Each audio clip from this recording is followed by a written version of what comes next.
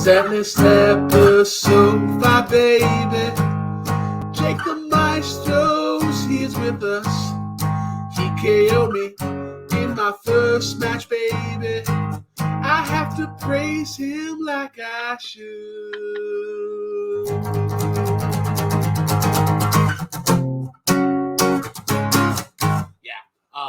Yeah. That was history. nice. No, well done. History well of done. Fan League history.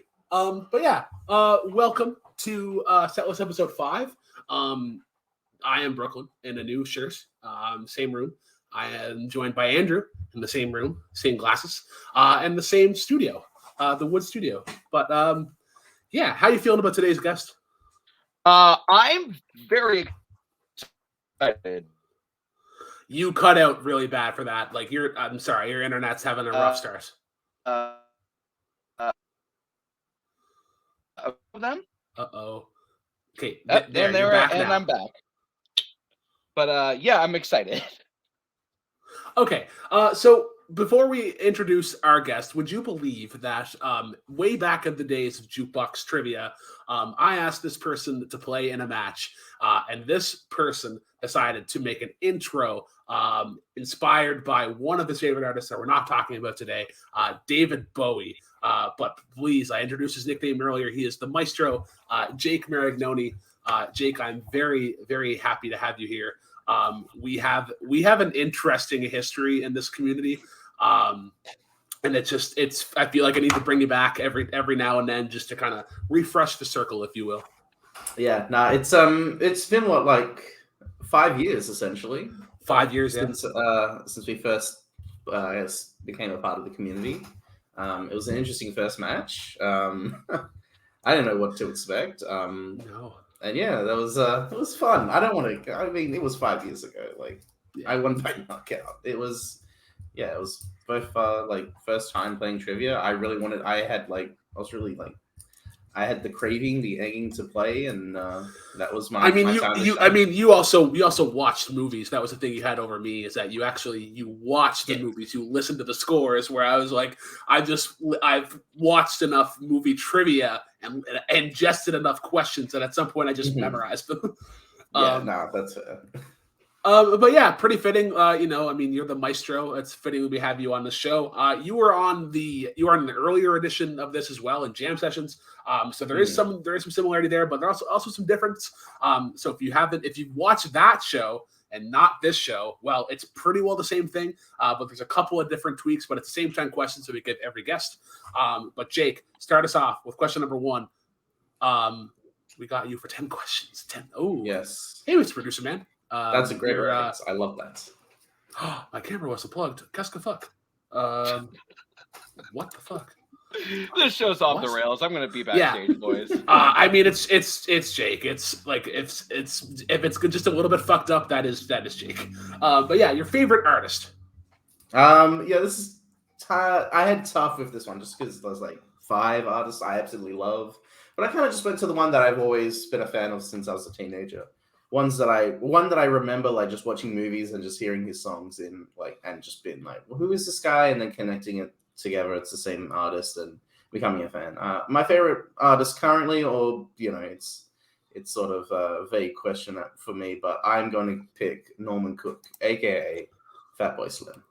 Yeah, baby! Unfortunately, Sam Raimi didn't make any music, but I would have picked him. I love Fatboy. I just have always been a fan of the Britbeat subgenre that was really popular in the 90s. And Fatboy Norman was one of the biggest sort of influences and innovators of that subgenre. Just British electronic music just was becoming a thing, and I really just am a fan of that type of music, sort of the way that he is sort of a master at sampling. I think I've talked about this before, but I'm a really big fan of just the artistry of sampling. There's a great YouTube channel, I think it's called Michael Tan, and he does 12, songs you didn't know were sampled, and he plays the original and then plays the new version that's sampling the original song. And Fatboy shows up a bunch of times, and you just go, the way he do is just, I find really interesting. And And also, his music just is fucking bangers. Like he Yeah. was super popular in the late 90s, early 2000s. I'm a big fan of like his first 3-4 albums. And he's just has always been someone that I listened to like since I was 14. Yeah, so he was like he's a very enduring artist, I would say. And considering that just like he's been going since the early 80s and like that's when he really started. And he's been able to maintain that kind of love and admiration. And I think when you go to like when you ask a random person like EDM, as long as they're above the age of like 25, I think they're gonna say Fatboy Slim. I think earlier generations would probably lean more towards like Dead Mouse and Skrillex, but Fatboy Slim walked so that they could run. He, it's just, and like when I say that he's enduring, what I mean is, and I think this is more so plays into like him live more than anything else, because when he's live, he brings that same energy as if he's just mixing the song for the first time, and that can be so mentally exhausting for a musician, where it's just like if you're on a tour and you're playing the same songs, it can get repetitive. So for him to just carry that same energy every time, like just even kind of catching up on that history, it's like, man, I want to go to one of those shows again and just feel the energy of like this crowd of people, almost like a wave, and just basically at the control of his entire fingertips pretty well. Have you ever seen him live? I have not seen him live, unfortunately, no. I mean, he's one of my favorites. I've seen him twice. Anytime he comes to Perth, I have to go see him. Like, I think the first time was in 2018 and the second time was in 2020. He's coming back in April 2023. So me and some friends are going to that. Very looking forward to it. He's just someone who, you're right. Like he absolutely plays to a crowd, and it's always great to see him live. So we'll start off on like I mentioned that he kind of started in the 80s. And it was fascinating because everything that he had made beat wise was on this Atari computer, which is fucking crazy. And if you look and if you go see his house, it's all fucking like floppy disks of his beats organized by like BPM and whatnot. So he's very, very calculated, I guess, and I guess how he kind of creates his sets and whatnot, and how you kind of ride that wave, if you will. But he's only had four major studio albums, much more so of an artist that had like more like EPs and kind of singles. But then, so we have like 96, which would be Better Living Through Chemistry. Chemistry, yeah. Which is a great debut album. There's a few songs that I really like from that album. I'm trying to remember which one I specifically love. I think it's Song for Lindy. I think that's my favorite from that album. That's really good. Santa Cruz is great. Give the Poe Man a Break is also good. And I think the singles on this one were Everybody Needs a 303, Punk to Funk, and then I think Going Out of My Head was the big one. Oh yeah, that sounds right. This is it's pretty standard, I guess. For somebody who's looking to kind of introduce themselves into Fatboy Slim, it's kind of perfect. It's the most, I guess, I don't know what the word I'm trying to look for, but it's very much of its era. The sound of it, it's like you hear it and you go, oh, this feels like the mid 90s. That sound that's sort of evolving. This is where it started in a sense. Yeah. And so then we move into 98, and that would have been You've Come a Long Way, Baby, which is fucking incredible album. Probably my favorite Fatboy Slim song, Praise You. Praise You, yeah. This had Praise You, like in terms of singles alone, Praise You, Gangsta Trippin', Right Here, Right Now, Build It Up, Tear It Down, and then what a lot for his pinnacle, the Rockefeller Skank. Check it out now. The funk, so brother. I mean, Andrew, while you're here, like you popped in. How? I'll start with Jake and then I'll go to Andrew. How do you feel about Rockefeller Skank and that it's the kind of the the objective favorite, I guess, of the casual fans? Of the casual fans, I actually don't know if that's true, but I do think it is one of his like top 5 best songs ever. It's just that's the one where I feel like I've heard that one the most of any of his songs in the most movies. Like I can only remember Bruce Almighty specifically, but like I think it's in the Digimon movie. I can swear I've heard it in like something else. I swear to God, it's in a bunch. It's like the one that's definitely the most popular as far as like pop culture goes. Yeah. It's probably my favorite, but it's between that and another one that you guys haven't talked about yet. So, I mean, we're probably going to talk about that one. I will say, I think the thing that works in Rockefeller Skank and that what keeps it coming back is just the slow down and then the build up. I think he just does a really good job of like kind of like having the beat so that you can. It's. I fucking hate to admit this, but it's the same reason why Andrew likes the Birds cover of Mr. Tambourine Man. Hold up! Don't bring no. This is slander. This is absolute slander. It's the Birds cover of Mr. Tambourine Man. It's fine. It's okay. But I'm trying to. I'm just trying to say it's the same reason why, because like he cuts down the beat so much that you can enjoy it in a different way, and that's basically what the.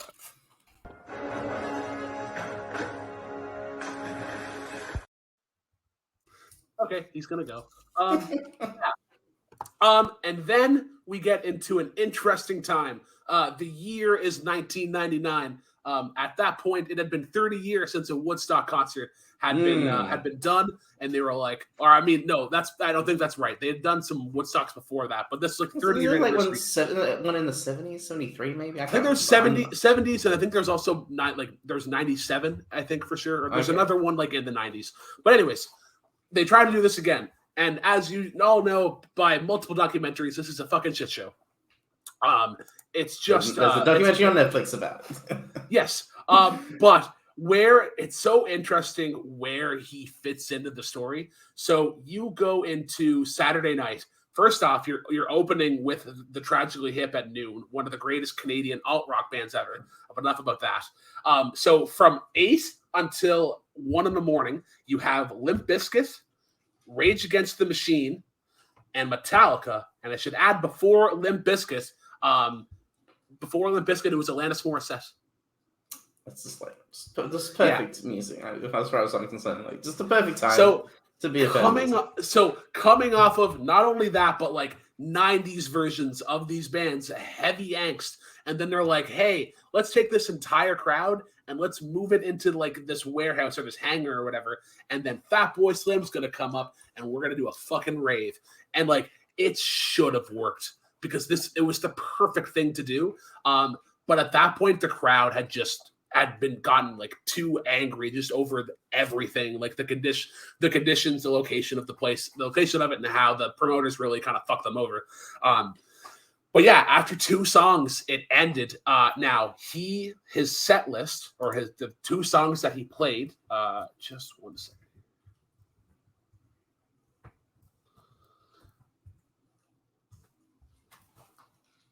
So as he's looking this up, Jake, if you had the option to go to just one of those 2 performances, the Fatboy Slim performance or the Alanis Morissette performance, which one would you have gone to? I mean, this is actually an easy question. I've already seen Fatboy Slim twice, so I'd want to go see Alanis. Ooh, and you're seeing Alanis like not too far after Jagged Little Pill. Well, that's true. Yeah. Also, I was supposed to see Alanis this year. She was supposed to come over to Australia and New Zealand, like her tours, and then it got cancelled. Oh shit! Because. Well, it was actually my birthday present from a couple years ago, and then COVID happened, and so she couldn't come over. And then it was supposed to happen last year, and then it got pushed to next year, which is this year. And then she was just like, "Yeah, it's got cancelled." So that sucked. I really wanted to see, and that was her Jagged Little Pill like tour that she was doing, and then I was gonna hear like all the bangers, and then I can't anymore.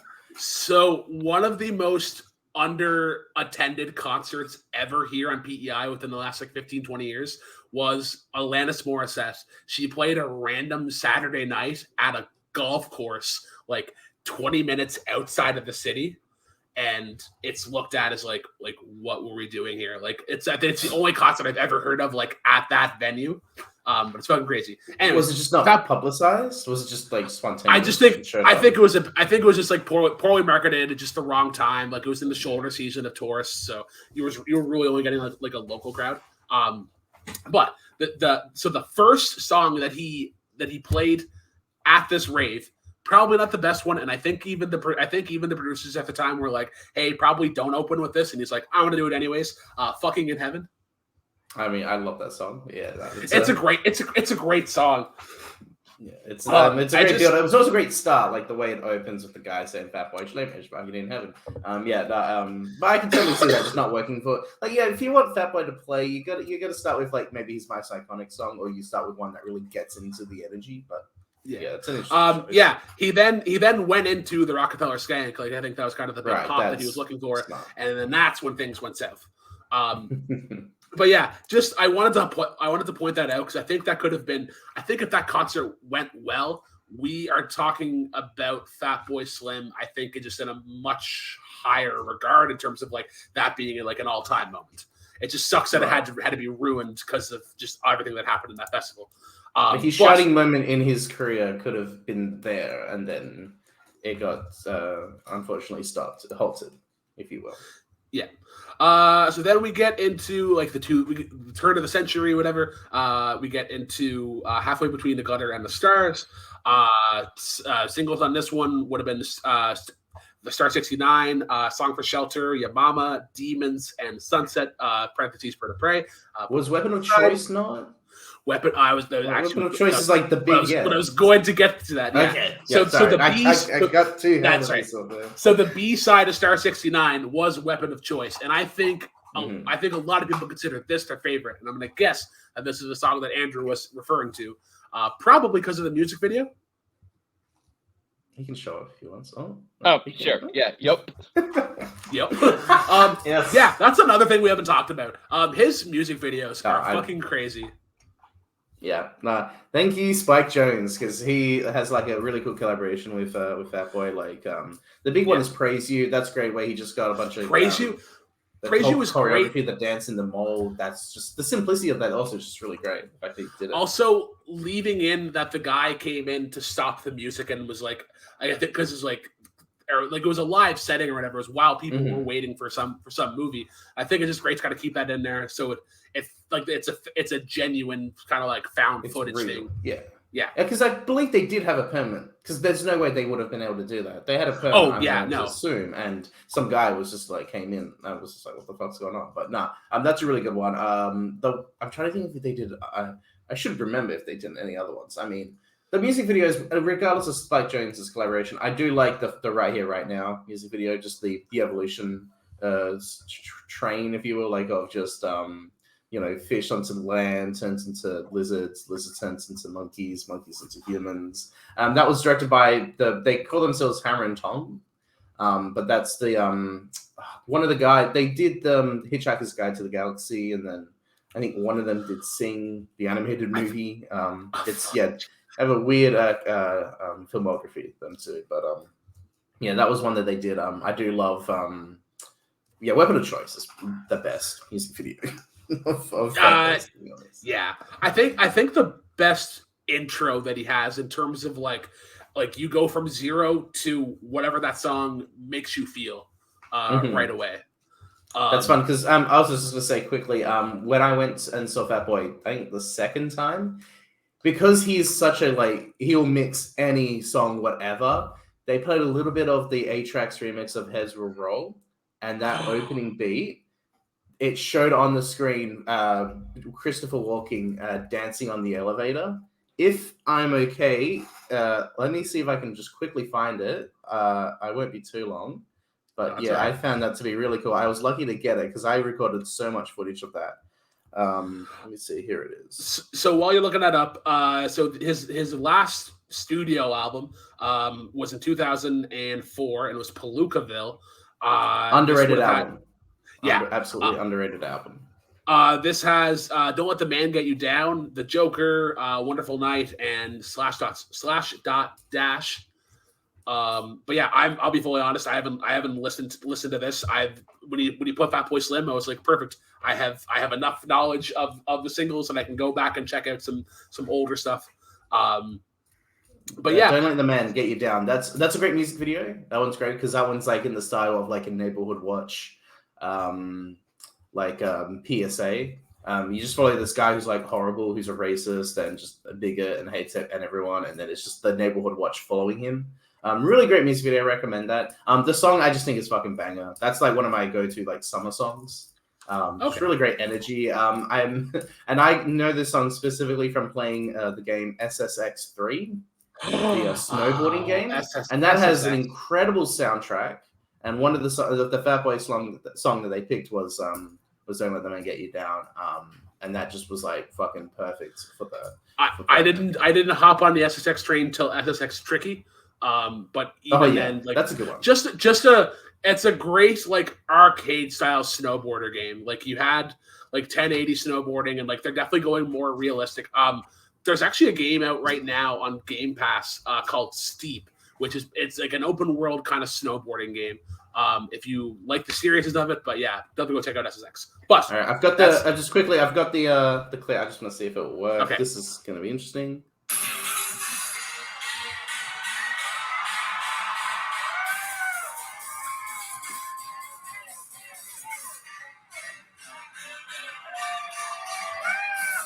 Yeah, just fucking good shit.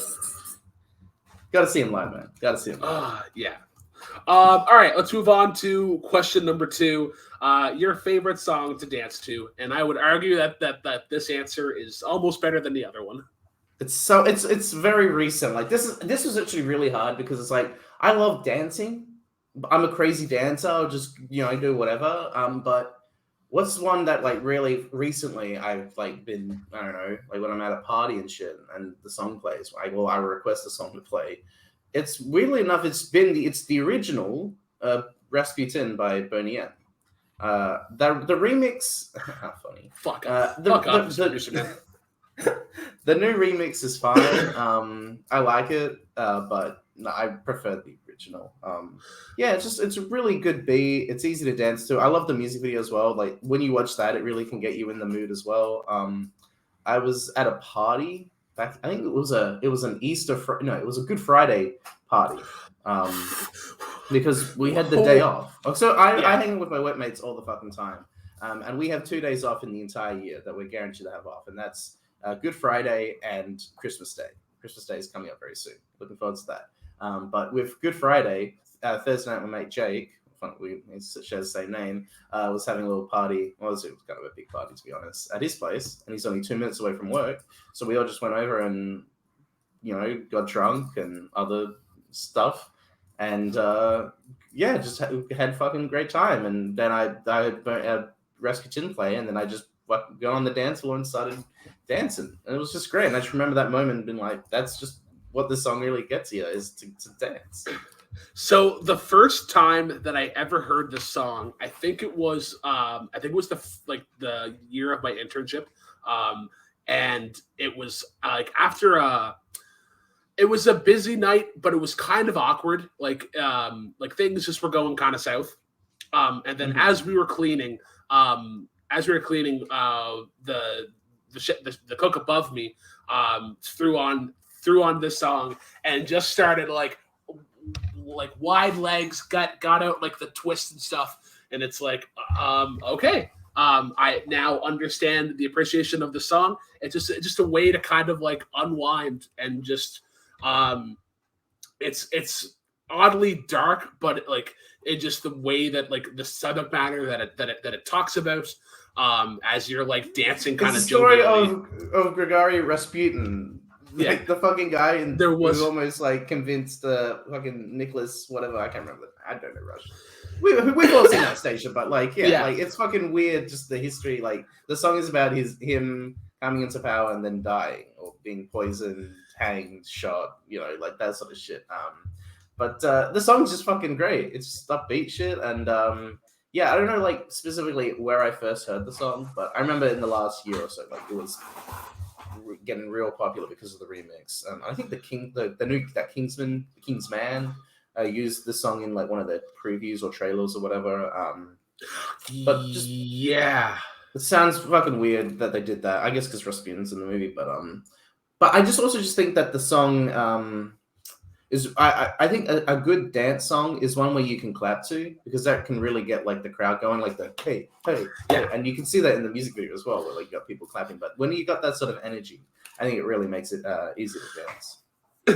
Another song that has that same kind of clap energy is "Are You Gonna Be My Girl?" When it gets, I think it's like it's after the second chorus, and they build it back up again, and that's all you hear. And then if you're playing it at a dance hall, everybody is just fucking clapping along, and it's just great.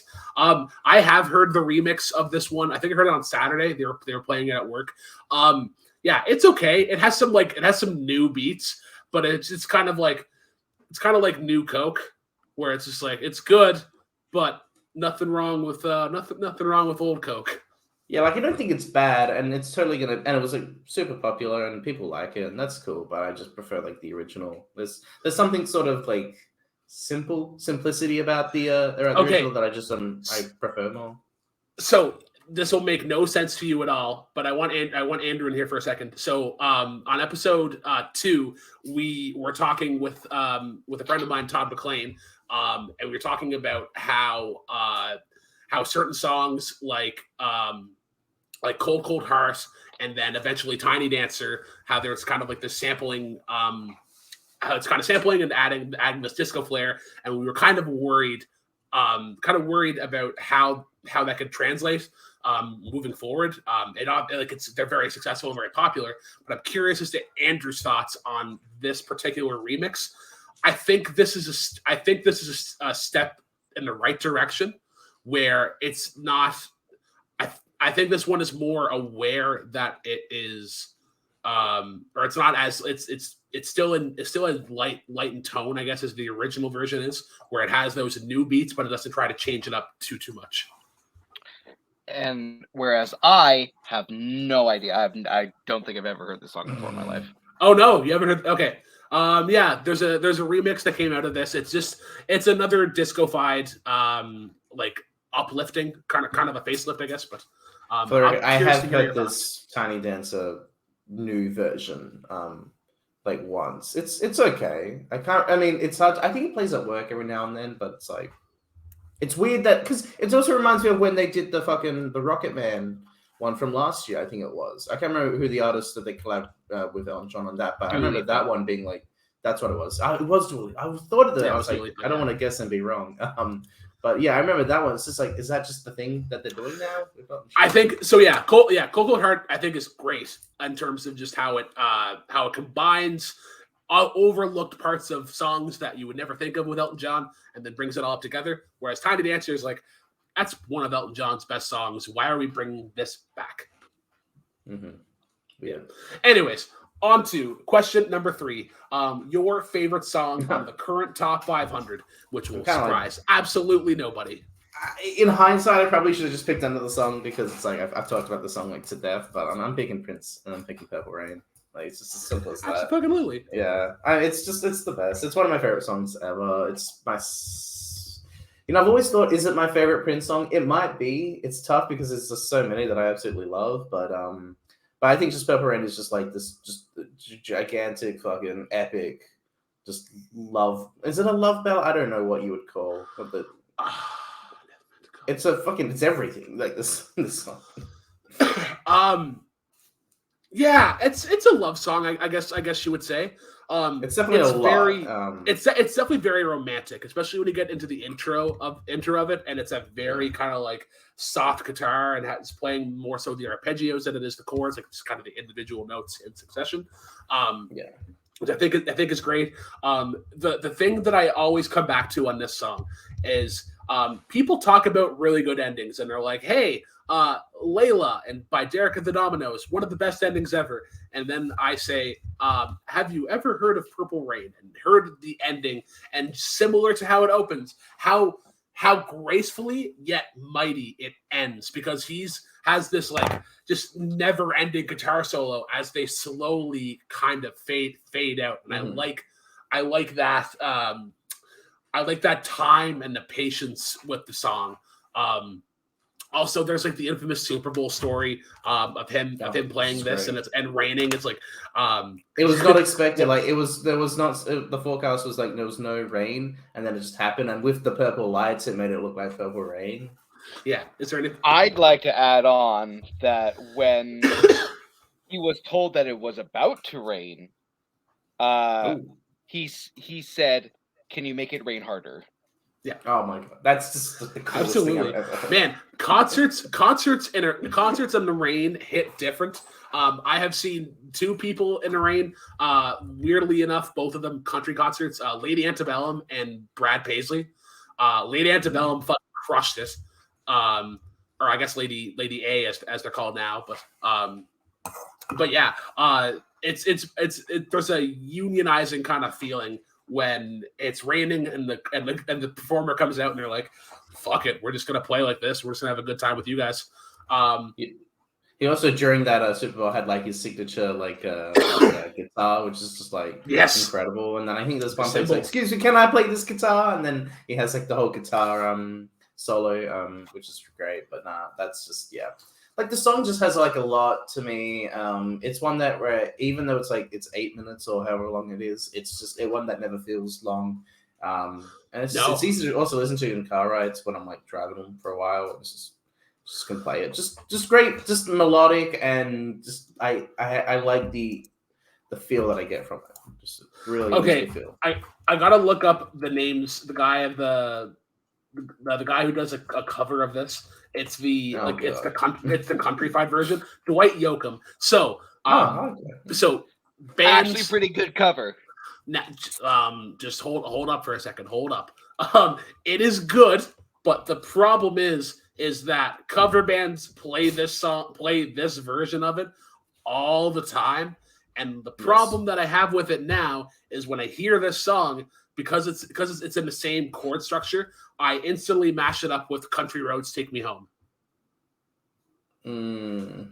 Whenever you hear that particular version, I know it's crazy. I don't like that. It's crazy, but when after the first chorus, start singing "Almost Heaven," West Virginia, Blue Ridge Mountains, and it's weird how it fits. But on to question number 4. Your favorite concert, and God fucking damn it, I haven't seen this yet, so tell me all about it. Okay, so I was lucky enough. This is my birthday the year before. I was supposed to go see Alanis. 2019, Elton John. He was having his farewell Yellow Brick Road tour, which I guess I don't know the full story behind it, but I mean, it first started this is his last tour. Like he wanted to spend more time with his family.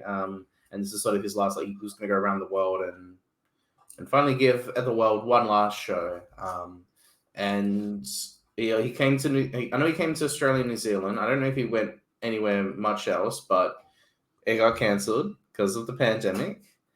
Did it continue? Because I know, I think a week or 2 ago, he released his final tour on Disney Plus. Yeah, so I think he ended it.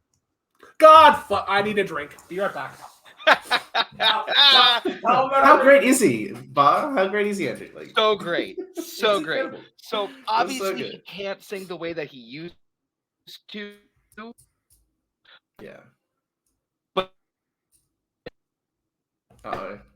and I you're freezing up bad, Bar. It's just me. Oh, what am I gonna do? This is great. This is very rooting. God. Yeah, so I don't know if this is actually going to make it into the. This probably will be in the. There we go. Sorry, I'm here. I did not realize that I was backstage. I could hear the entire thing happening in my headphones, and I was like, "I'm coming." Yeah. But I was about to talk about how great his voice is and how he plays, and then disaster happened. But shit. God damn it! What was I gonna say? Oh yeah, just he didn't get all the way around. I think is the idea is that with the pandemic that kind of stopped him from really playing it all the way through. So he had the whole live concert thing that was on Disney Plus. But I guess we can all still see, and that's like his official final sort of farewell, I guess. But no, I mean, just to see him was great. It was actually the HBF Stadium in Perth. I got to see it with my mom and my nan. This is only something that I would ever connect this with, but this is this day that I taped my match against Jeremy for the King's Day. Oh end yes, of year what a event. great! Oh man, Yeah. Andrew, come back in here. Were you around? I'm not you were risking around. it. No. No. You're fine. No. You're fine because like I'm not going anywhere. But like, Cult Classics was a thing. Do you remember that day? Sort of. Kind That of. is a day. That is a day that will live in infamy because Jeremy was considered. He was considered the trivia goat for a long time, and then Jake comes in there and is like, "Give me my movie release dates and every other strength that he has." But yeah, Give me Resident Evil. yeah. No, it's weird because it was a great match. I remember it. Yeah, it's the most like insane thing that ever happened. But that was definitely just like the fact that we did that in the morning, and then I had to wait like 6 hours, and then we're getting off topic, but that was when Cody and Koho sent me a call to get on call, and they pitched the free for all, and then they wanted me to write it, and then 3 hours later I have to get ready for the Elton John concert. Like it was a long day of just so much shit going on. Oh man, the free for all too. But then free for all to get ready for that, which you hosted like just wonderfully, by the way. Like I really love the way you did that. But that was just such a crazy day. But like seeing him live was just like I never people artists that we can like for sure we can call legends. It was so surreal to me to be able to see him live.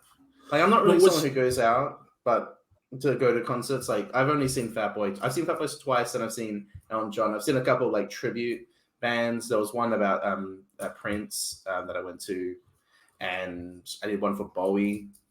But then obviously not the same thing. But with Elton John, it was just like to have him play like his just 40, 30 greatest songs, his best songs, the ones that we all know, the ones that we all love, and to hear him like talk throughout him, just about like stories about him and Bernie, and just talking about just like his sort of growing up and becoming who he is, and also the fact that like I love also the visual sort of play as well. Like he'll have clips from movies that he's in, or songs that is sort of movies that his songs are in. Like he had when he was playing, I think it was "Can You Feel the Love Tonight." He had obviously the Lion King movie play, but it's just like really great. Sort of just an experience, like to see him was just like something I'll never forget. My only other question for this, because around this time last year,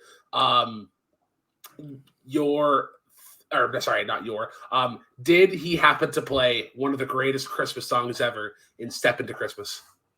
I don't think so, to be honest. I can't remember. What a great fucking song! Like I think of like when this question comes up, and I think about like songs that could be most benefited from hearing live. I think that is the one that I would go to the most. Or I like Benny and the Jets would hit so different live, Jake, I'll ask you, and then I'll ask the other person who's been to the concert. What was the best song, or was a song that benefited most from hearing it live? Honestly, Benny and the Jet was really good to hear live. I might say Saturday Night's All Right for Fighting, just because to hear that loud live was really great, and also the fact that he was really getting into it, and like you get to hear like how he's playing on the piano, and just the energy that he also just brings into it is great, especially as it builds up to the end, and as it gets like bigger and louder. That was really cool to hear live. Andrew, did you have a favorite song that benefited from him playing live? I was trying to look up the title because I know I was gonna get it wrong, because it's one that you don't think of. But is it something like? Is it more of an instrumental piece? No, it's more of a deep cut. It's like God Help the Outlaw, or you had to bring me on. Like you had to do this to me.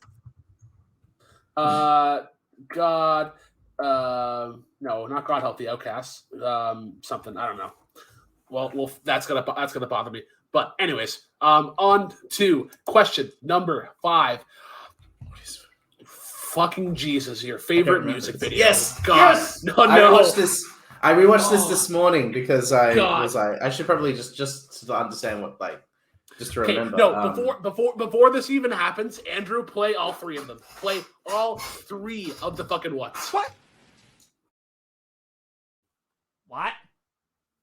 Where's the other what? What? There's was 3. Oh, we have 4 what's? Okay, anyways. Yeah, just Jesus. Why? I should Why? probably just I have a legit question from a friend. Why do you like this music video? because it's insane. It's amazing. Like everything that you want from a music video is in this music video. I picked Window Licker by Aphex Twin. Now, are we talking about the original version or the director's version? I'm gonna say the director's version. Good, because I also listened to I also watched the director's version because I was like, we could talk about the basic one, but obviously, like the director's version is only 10 minutes long. Yeah, and yeah. Um, I don't even know how I started. I think there was a YouTube channel that I was a big fan of called Nick Spheres, and what they would do is they're just a lot of like just arty sort of film sort of stuff that they would talk about. And they'd mention the filmography of Chris Cunningham, who's like this, like he creates music videos. He's very much like an artist. He's worked with Grace Jones. Really fascinating visual filmmaker. He doesn't do feature lengths. He does a lot of just experimental sort of stuff. He did a great music. I guess it's a music video, but he did this great short called Rubber Johnny, also for Aphex Twin. I can't remember this song, but it's one of those like AVFX, dash. That's the title. I can't remember the full title of the song, but it's something like that.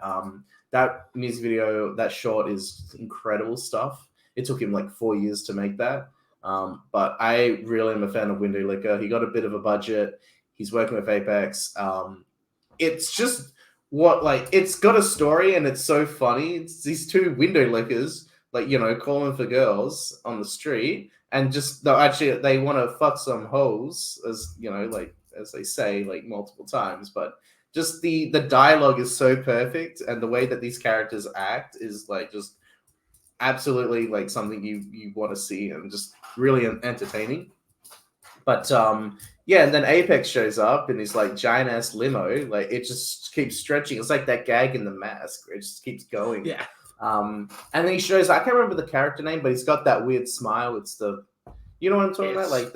I don't know the character name, but it's that image of him and multiple other versions will haunt me for probably a week, like a solid. He's got the Aphex face, and he dances, and it's great. They reverse the footage at some points, but the choreography, it's like a twisted Singing in the Rain where he's got the umbrella. Yeah, and then he turns the other women's faces into his smiley face, and then they go around the streets while the 2 guys are still trying to get them hose. And then it just ends with a bunch of girls in bikinis dancing with the weird ugly faces, and that scares the 2 guys. Yeah, and it just the faces get more twisted and more gratuitous, I guess. More disturbing. Yeah.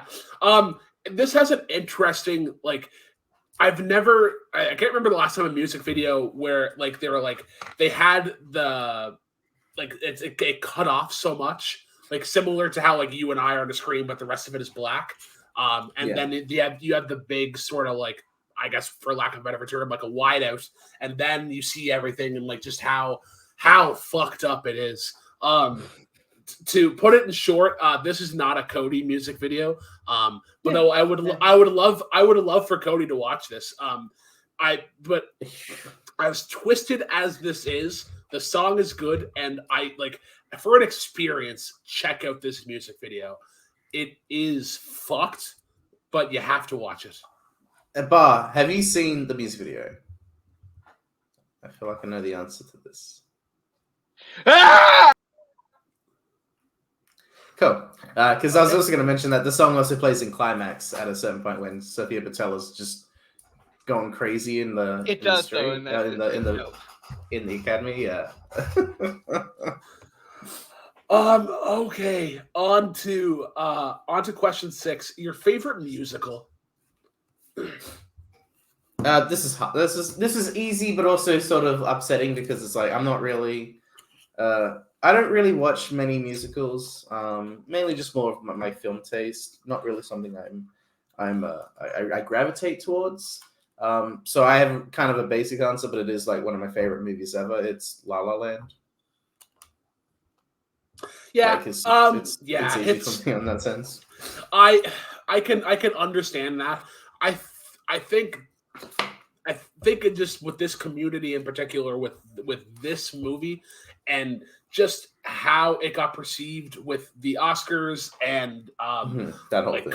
Coho talked this movie up so much, like where I didn't want to see it because I was worried that I was going to be very polarized on it, and then I watched it and I was like, God fucking damn it, Coho! Like you're onto something here. Like this is actually really good. I think it's great. Yeah, it has. Like it's my personal pick for Best Picture. I mean, there was a whole fucking thing, 6 years ago when Moonlight won and had that whole debacle. But I just think that it's also like one of those classic cases of a movie so good that it becomes overrated.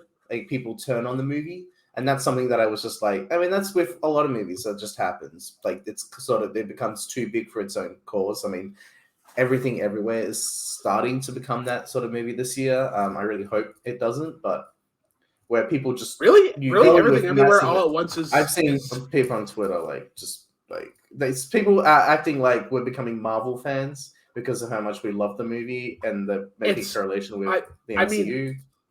I haven't seen it, but I've heard. But like, it's I think it's just that's.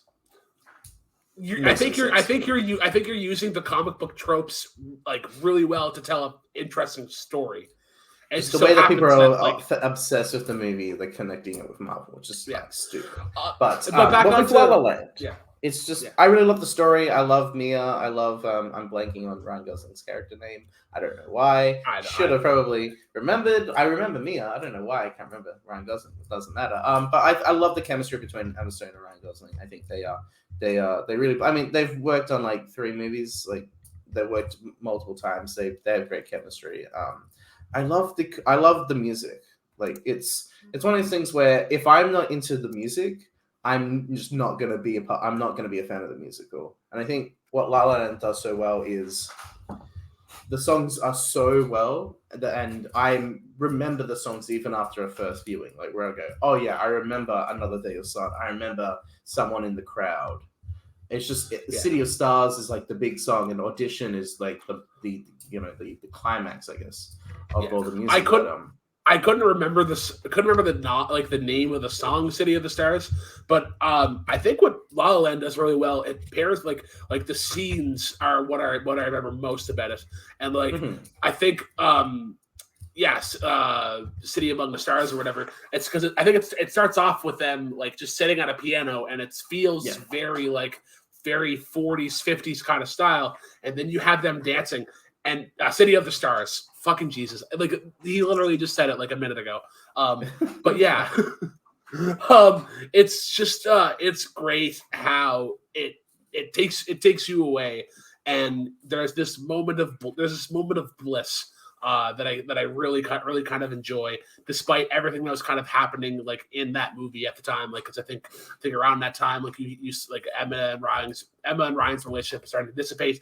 But it's the trope. It's the thing that I always quote from the roast of James Franco, where it's Nick Kroll, and it's Nick Kroll improvising as Evan Goldberg. It's like, I got a new script for you guys. Where they're going to be friends, then they're not friends, and then they're friends again. But yeah, enough of bad Nick Kroll. Great musical. I had to look it up. Sebastian. I don't know why I forget that because he wants to call it Sebastian. Oh yeah. How I fucking remember? How I forget that? I gotta rewatch La La Land. Great movie. I've seen that a few times. Okay, on to question number 7. most overrated act. Not the first person, but elaborate. This was probably the hardest question. I think I may have said that before, but like this is actually the hardest question because I mean, just overrated. Like, is it just my personal taste? Is it just what I don't really care for? It's also one where I just like I don't really listen to these sort of artists. I'll hear them by happenstance. Like if I'm working and then I hear a bunch of songs, like I'll be like, yeah, I just don't want to listen to them. But yeah, I picked Ed Sheeran. It feels too easy. It feels wrong, but I just don't really care for Ed Sheeran. Like his music's just, it's too safe. It's too wet blanket of music. You know, like I don't really care. Like Shape of You is like one of the songs I never listen to like ever. I don't really care for the Phil Irishman fell in love with an English. I just don't care. Like his songs, I just don't. I mean, I don't want. that is okay. So my little a disgusting piece of crap. So here is like here's my mini rant with Ed Sheeran. First off, his earlier stuff is better. I like that more. Look at House. I was kind of a fan of, I must say. Yeah, A Team is great. I think that's my favorite of his. His new stuff is good. I do like Shape of You. I think that has a really fun beat to it. But like you were mentioned, Play the Fiddle in an Irish Band. He stole the title of the song. Like the title of the song is called Galway Girl. But over here and like in Ireland especially, that's an entirely different song. If you remember the song in P.S. I Love You, one of the worst fucking movies ever. It's really good to say that. It's a fucking travesty of a movie, but that's the main song in that. And it's also called Galway Girl, and it's a much better fucking song. I just don't understand why you had to make like this original song, obviously, but still call it Galway Girl. When there's such a tradition, I guess, to that name already. But yeah, that's my rant on Ed Sheeran. He's okay, but yeah, I think it was it Divide or was it what was the album where he had like 1 million and like all of it was collaborations. Collaboration. No, yeah. I think that's where he kind of fell off for me, where it's like, okay, you're doing top 40 stuff and you're not like I don't feel the songwriting from you anymore. No. He's just also not my type of music. Like I'm not really gonna listen to the safest of pop music that like exists. I like pop music, but I just don't really care for what he's doing. There's nothing exciting about his music to me. Where I really want to find I like music and musicians who are exciting, and I just don't get that from him. If he was somehow to pepper in the phrase "that boy needs therapy" in one of his songs, would that make it any better? Though we're getting somewhere. If he does like his own little like version of Frontier Psychiatrist, I would be like absolutely into it. If he does his own version of Still My Sunshine, I'd be a little bit less turned on by. But yeah. He's gonna be specific on like he's gonna make good choices. You know, like, I'd be like okay. Andrew, have you ever heard that song, Frontier Psychiatry? Psychiatrist. Nope. Psychiatrist, yeah. Go check it out. It's if you like Fatboy Slim, you'll really like that song. Mm-hmm. On to question number 8. The highlight, I think, of the round so far. Oh yeah. Favorite score. Yeah. This is another tough one because I love music. I love scores to movies. I have my own little like collection of my favorite scores for movies on Letterboxd, which you can see. I just went with the one that I've always been a fan of since 2013 when I first watched the movie, and that's the American Beauty score. Like it's by Thomas Newman. Thomas Newman is my favorite film composer. I love his score for this. I love his score for Road to Perdition. I love his collaboration with Sam Mendes. I think the 1917 score is great.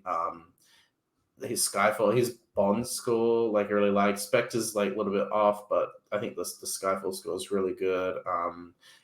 I just think that when I think of beauty, I think he captures it so perfectly with the score and the way that it plays, and it's very much like it's not like a conventional score in the sense of like the orchestral sort of, I don't know music terms, so I'm just kind of speaking from how I feel, but it's he uses like offbeat sort of instruments, and the way that he kind of plays with it, I think is really interesting and fun. It can be funny at times, but I really love sort of the main theme and then like Dead Already, which is like it's so weird. I think I mentioned this last time we talked, but the song, the piece Dead Already was used in Madagascar when Alex is imagining steak falling from the sky, and he does like the whole American Beauty Rose sort of pose. And I was not knowing what that fucking meant as a kid, but then watching the movie and going, it's a fucking piece of music from Madagascar. And then it's just like, you know, connecting that sort of stuff. But there's so many pieces that I just love as far as like just the emotion that I kind of get from it. I just love the beauty that it's sort of that I get from it. Like it feels really just like wonderfully done. It's so in terms of the score, because we had talked about this before on Jam Session, and I hadn't watched the movie before. I had just listened to the music, and I think the music is really great. And I like how there's a resolve in the music where it kind of just meets up in the middle, which I think is kind of fascinating.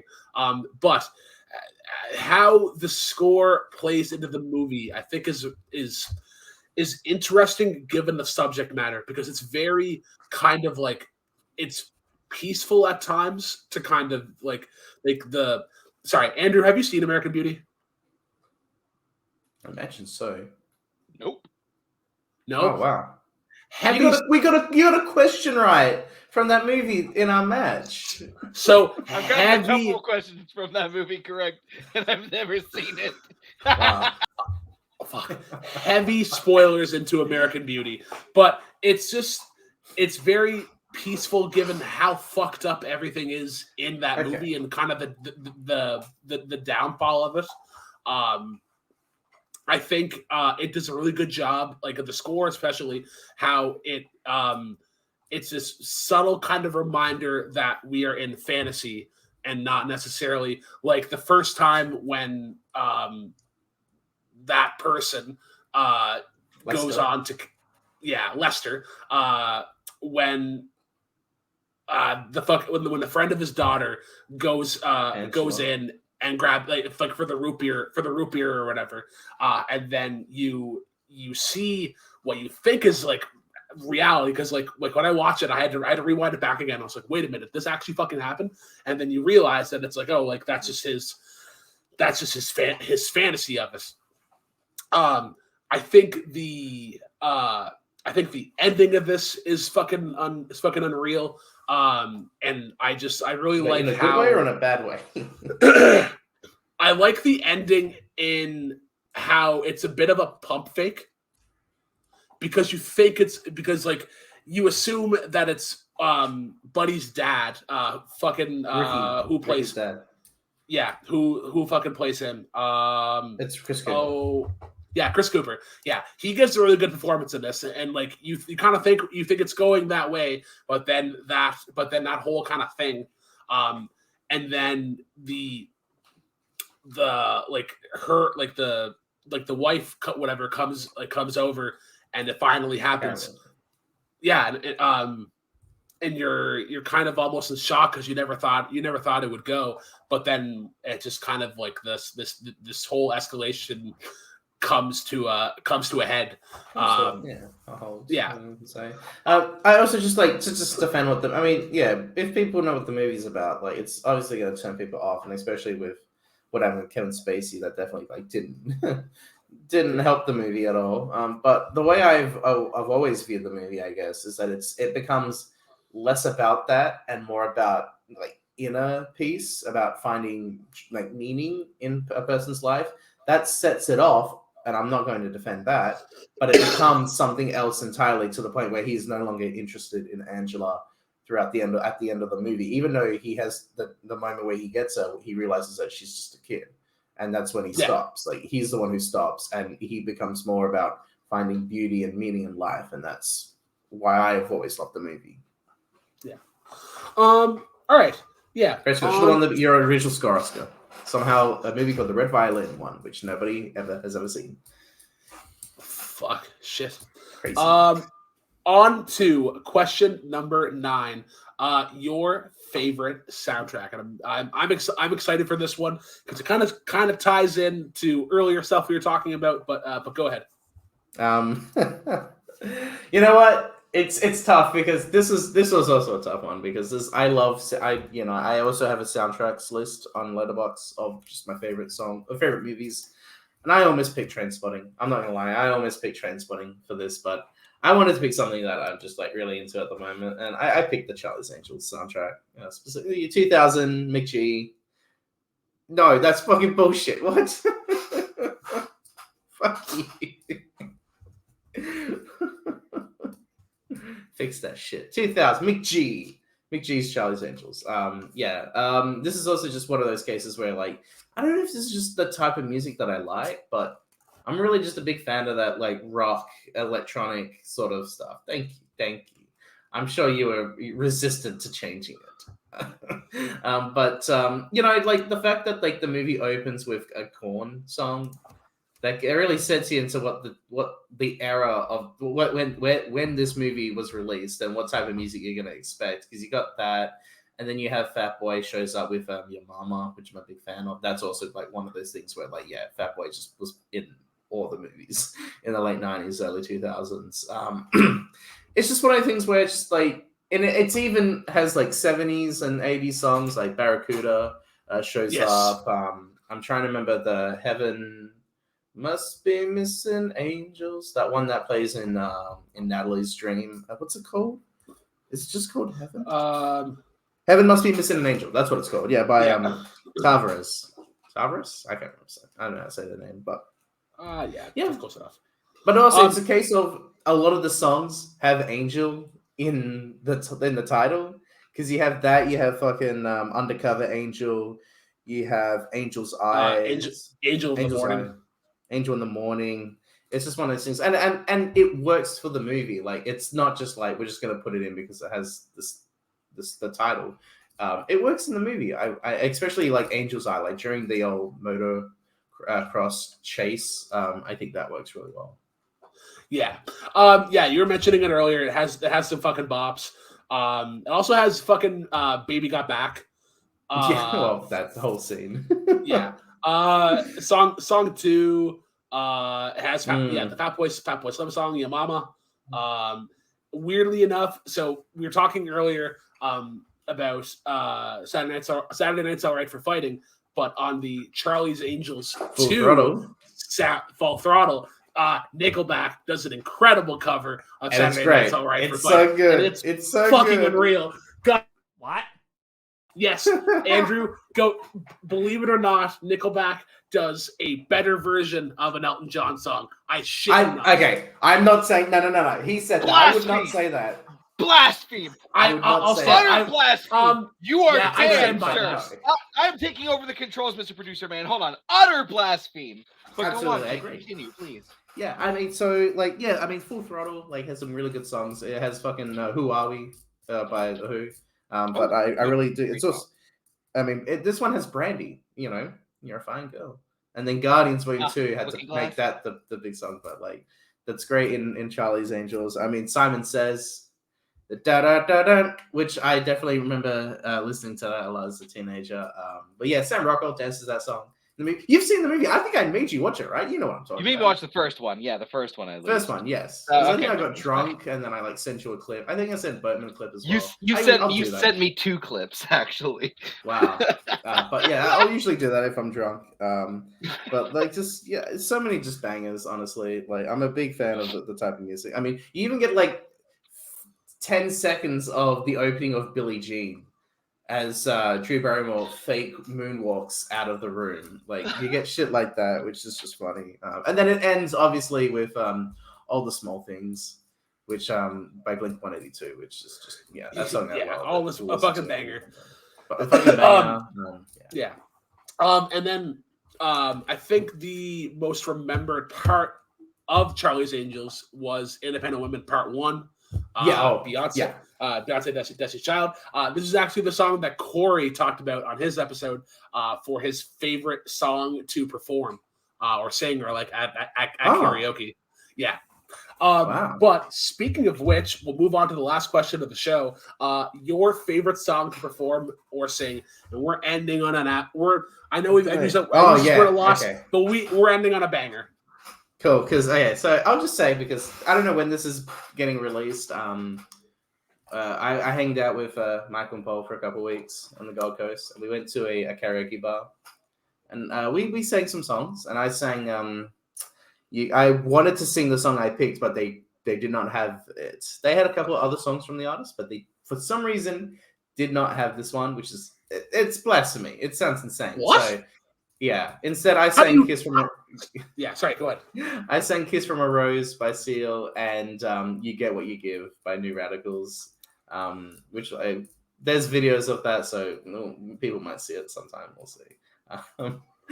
But I this is the one, and I just remember because this is a case of being drunk at parties and just getting the song to play and me just performing it live for everyone to see. And it's not the greatest song in the world. It's just a tribute by Tenacious D. Yeah, like I don't know if this is an easy pick, but this is one that I've memorized the entire whole thing, so I can just play it. I can sing it whenever I want to, whenever I'm in the mood, if I'm in a car ride or if I'm at a party and I just want people to just hear me sing it. There is a video in the Lucas and Zach chat of me from 2019. It's probably still there. I probably want to die if I watch it again, but it's it's definitely like a lot. It's just it's a song that's easy for me to be able to just like to get drunk and sing to. Yeah. I mean, yeah. This is the best Tenacious D song in terms of like storytelling. The music video in it is great. Dave Grohl reprises his role as the devil. Yeah. I like the soft open of it. It's like a long time ago. Me and my buddy Kyle here walking down a long lonesome road and a shiny demon in the middle of the road. And he said, but yeah, Jack Black is doing the same sort of bit here, but this is the best version of that. I would say. I think another good one to add into this section is Beelzebub, one of the last songs from The Pick of Destiny. Okay, I haven't heard that one.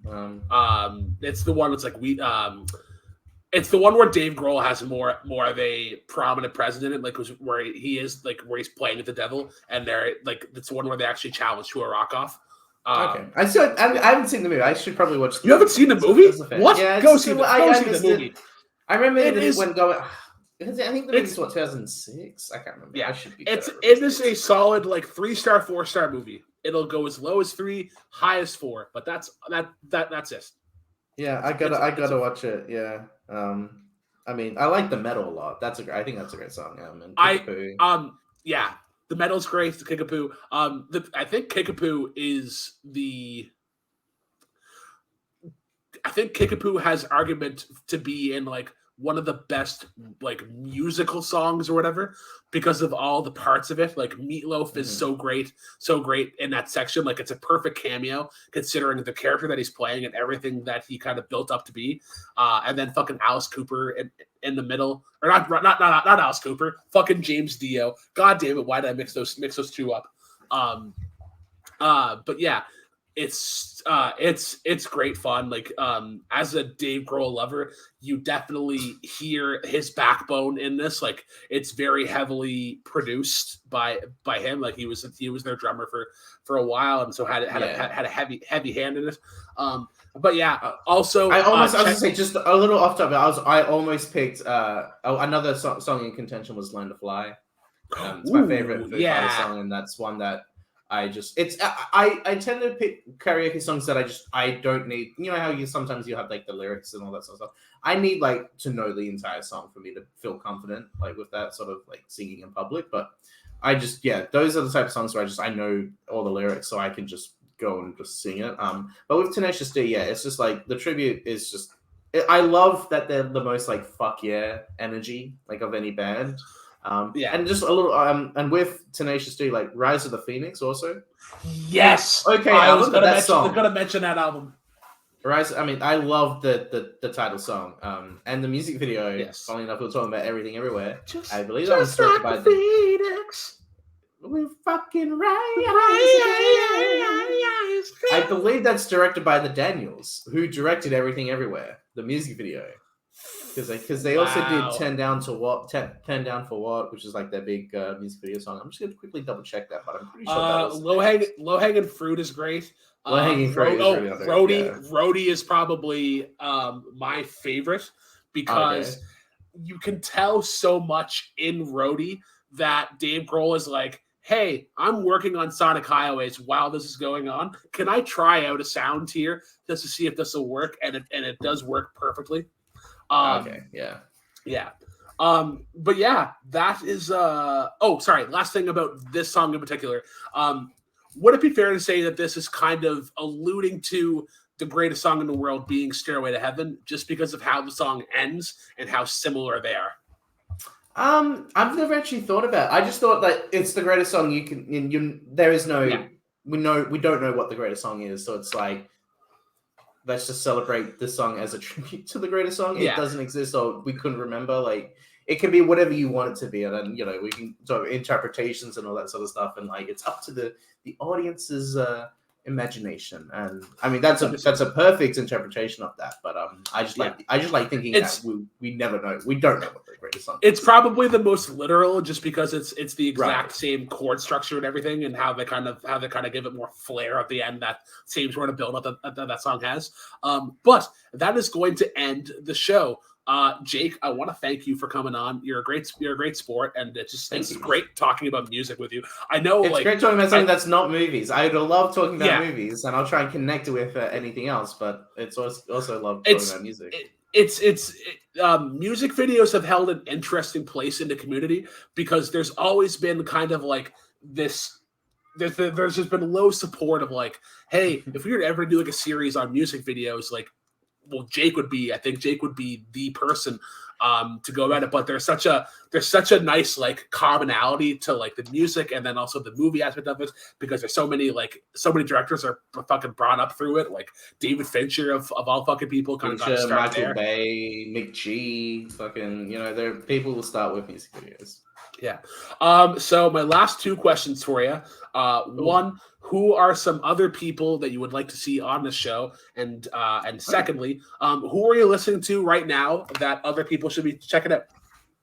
You should get. I don't know if you have. I don't know who has been on before, but I mean Kelly would be interesting. I'd like to see what Kelly has to say. Yeah. That'd be a good one to have. I'm sure Jeff has been on. Jeff hasn't been on. The community members that have been on are Rue, Corey, and Dylan Van Dyne. Okay, yeah, definitely, yeah. I'd say Jeff, but Kelly would be. I'd be curious to see like what type of music she listens to.